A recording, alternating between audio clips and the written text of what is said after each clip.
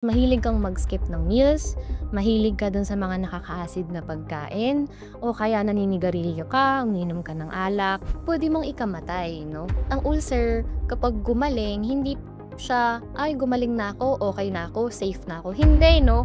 Marami sa inyo takot magpatingin, mahal din ang magpaburol ngayon. Huwag nyo nang ibigay yung problemang yon sa mga pamilya nyo.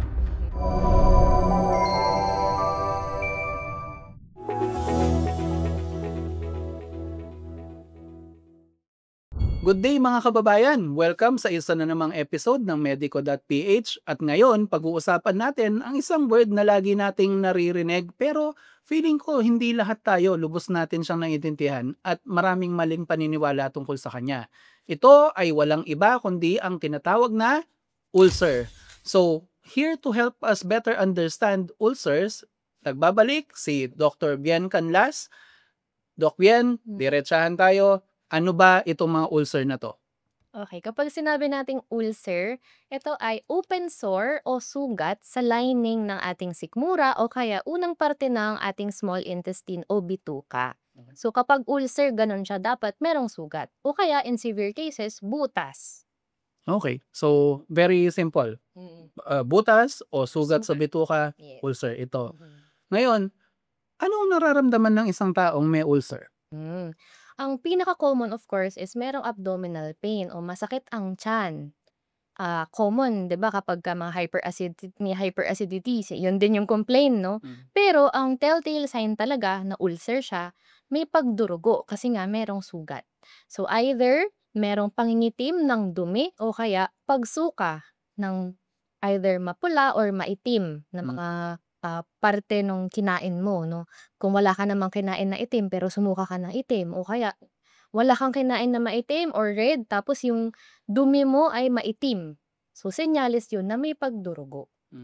Medyo nakakatakot pareho. Mm. So, hindi lang basta sakit ng tiyan dapat. Mm. Kung may sakit ng tiyan at may lumabas sa bibig mo or sa kabila, maitim at Mm. wala kang kinaing maitim like Mm. dinuguan or dark chocolate, Mm.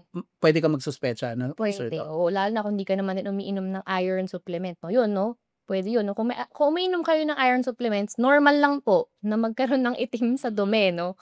Pero kung hindi kayo nagte-take no'n at meron kayong itim sa dumi, magpa-check-up. Okay. Mm. Usually, sinong nagte-take ng iron supplements?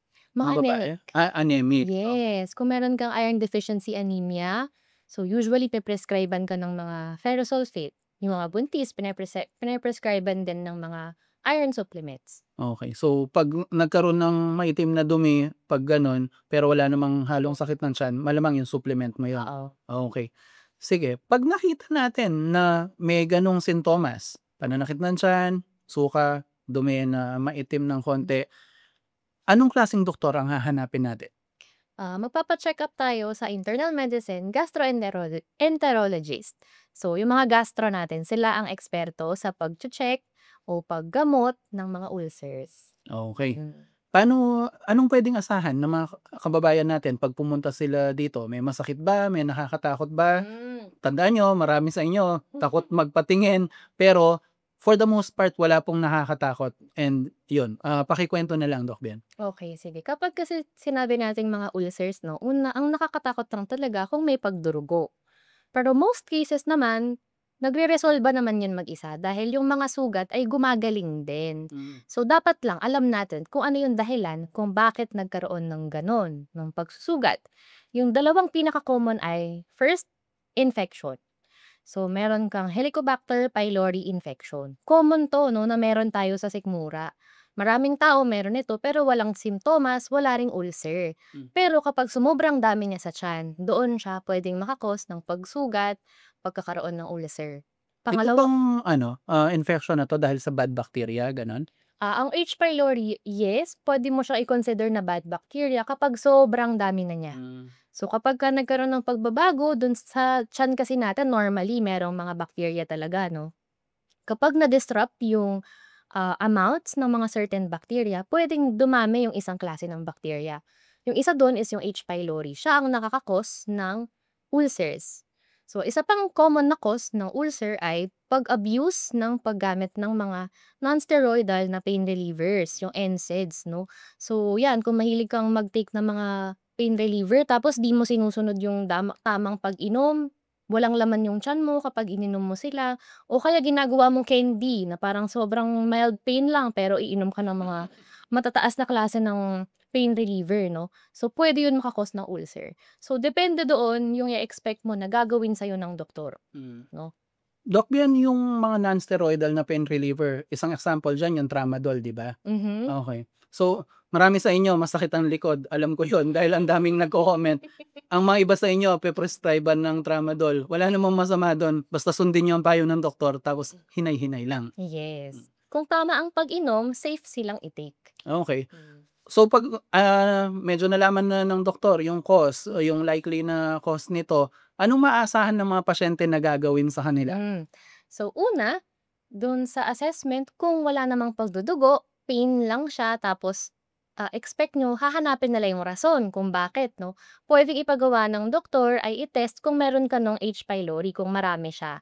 So, ang pagte-test nun puwedeng breath test, puwedeng stool, puwede ring dugo. So, simple lang na mga test yung gagawin, 'no. Mm.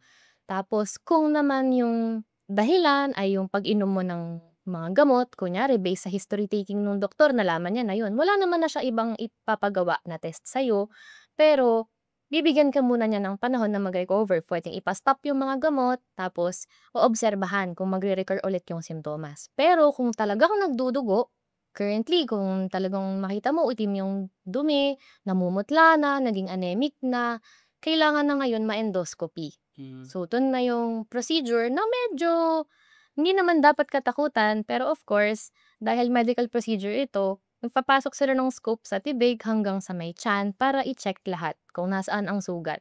Kung makikita nila na nagdurugo yung sugat, maaring dun palang gagamutin na i-cauterize nila para tumigil yung pagdudugo. So, kukuha rin sila ng madalas ng sample para i-check kung ano yun, kung biopsy, kumbaga, pwede rin.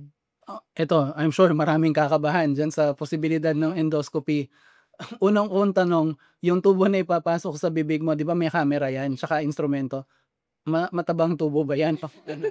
Hindi niyo naman siya mararamdaman dahil usually ang endoscopy ay sa ospital ginagawa, may anesthesia papatulugin naman kayo, 'no? Okey. Hindi ka naman gising 'no, na parang, Nakakatakot, eh, oo. hindi 'no. So yun, meron yung camera, meron yung scope, naka-anesthesia ka naman 'no, wala Hmm. ka namang nararamdaman, tulog ka naman, usually tulog ka naman 'no.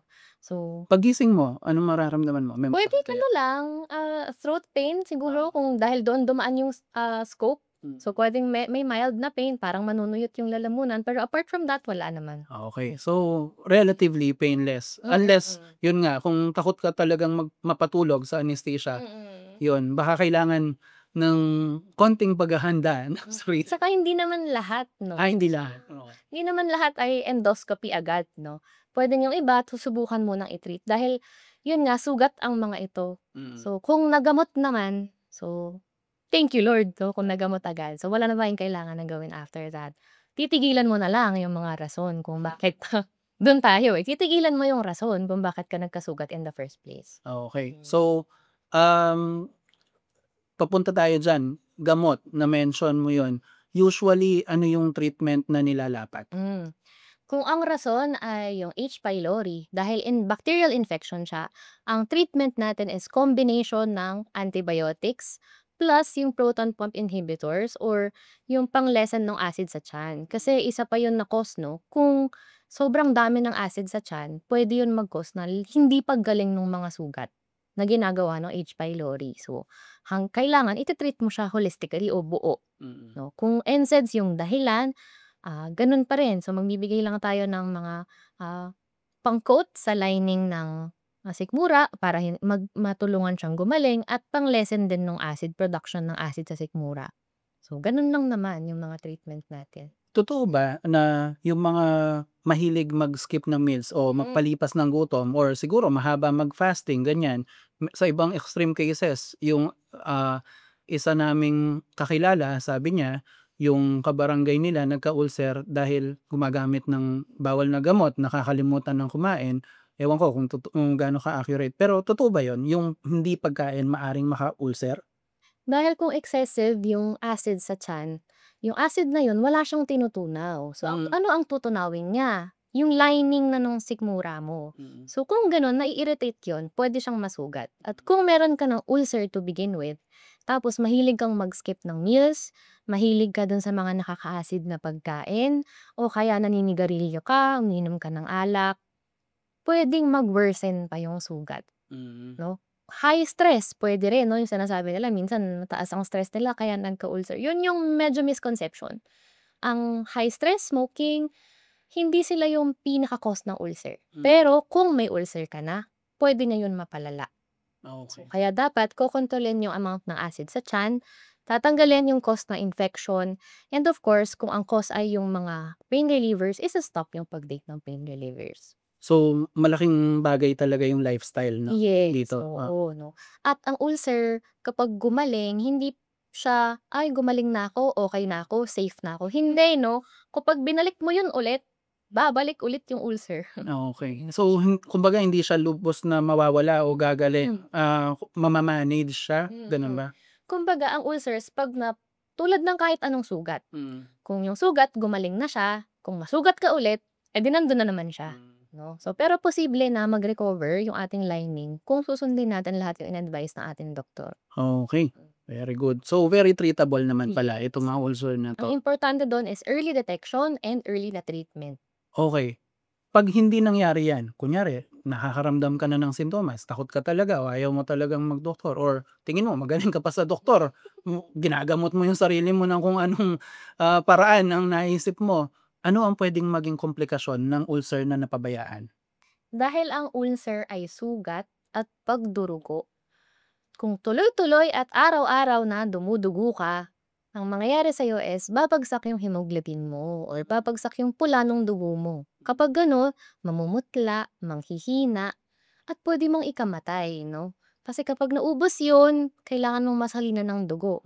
Eh kung hindi natitreat yung cause nung pagkawala ng dugo mo dahil nga nagbi-bleed ka, no? Kahit magsalin pa sila sa'yo ng dugo, parang balewala Oo, din. kumbaga para kang balde na may butas, eh, 'no? Oo. Gano'n siya. So, Okey. kaya talagang dapat kung meron na simptomas, magpa-check-up na agad. Dahil like any other na sakit, mas maaga siyang ma-detect, mas maaga siyang ma-treat, mas magiging maganda yung recovery. So, yun po, doktor na po ang nagsabi. Well, coming from a patient's perspective, ako ng doktor, pero siguro naman mas madaling piliin yung mag-antibiotic ka ng konti, Yes. magpa-blood test ka ng konti, Mm. kaysa masalinan kang dugo at possibly Hmm. mayari ka. So, mahal din ang magpaburol ngayon tsaka ano, tsaka magpalibing. Wag niyo nang ibigay yung problemang yon sa mga pamilya niyo. Mhm. Okay, super dami nating natutunan, but, I'm glad to know na very treatable, very manageable at hindi kailangan maging magastos basta Yes. agapan natin Yes. 'pag nakita. Okay. Thank you so much, Doc Bien, dami naming natutunan ulit. I'm sure we'll find out more sa ibang health topics sa mga future episodes from you. Abangan niyo po sila, and 'pag may time, subscribe din po kayo para lagi kayong nano-notify 'pag may bago kaming mga health videos. Alright, so yun lang po. Ito po si Glenn ng medico.ph sa ngalan po ni Doc Bien, and of course our medical director, Dr. Anthony So. Nagpapaalam na po kami at nagsasabi na stay happy, stay healthy. See you sa next episode. Bye-bye!